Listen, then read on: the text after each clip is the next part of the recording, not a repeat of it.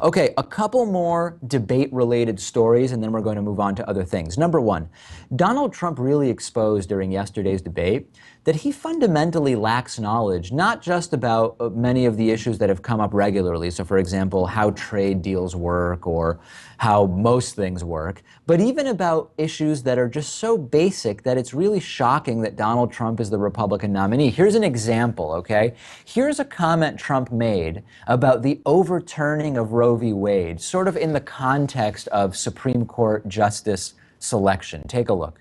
But I'm asking you specifically, would you like to... If they overturned it, it'll go back to the states. But what I'm asking you, sir, is do you want to see the court overturn? You just said you want to see the court protect the Second Amendment. Do you want to see the court overturn Roe v. Wade? Well, if we put another 2 or perhaps 3 justices on, that's really what's going to be, that will happen.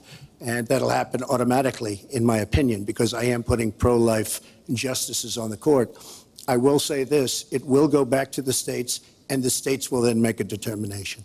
Secretary Clinton. Well, I strongly support Roe v. Wade, which guarantees a constitutional right to a woman to make the most intimate, most difficult in many cases, decisions about her health care that one can imagine.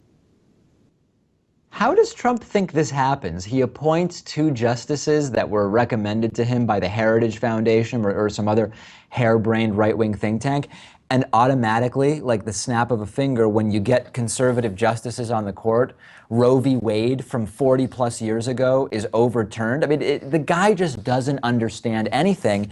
And then he went even further and exposed, not only does he not understand about the overturning or the changing of law through the appointment of Supreme Court justices, he doesn't even seem to understand much about abortion. Look at this. Mr. Trump, your reaction, and particularly on this issue of late-term partial birth abortion. Well, I think it's terrible. If you go with what Hillary is saying, in the 9th month, you can take the baby and rip the baby out of the womb of the mother just prior to the birth of the baby. Now, you can say that that's okay, and Hillary can say that that's okay, but it's not okay with me. Because based on what she's saying and based on where she's going and where she's been, you can take the baby and rip the baby out of the womb in the 9th month on the final day. And that's not acceptable. Well, that is not what happens in these cases. And using that kind of scare rhetoric is just terribly unfortunate. Unfortunate is not exactly the word I would use. It's absolutely disgusting. What is Donald Trump talking about? You can rip the baby out of a womb the day before birth? That's called a C-section, right? I mean, this is just so vile and distorted and straight up nonsense. And I'm hopeful, especially since the polls now point to more than half of Americans supporting abortion being legal in most cases for the first time since the passage of Roe v. Wade. We've seen support for that increase more or less steadily over the last 40, 50 years.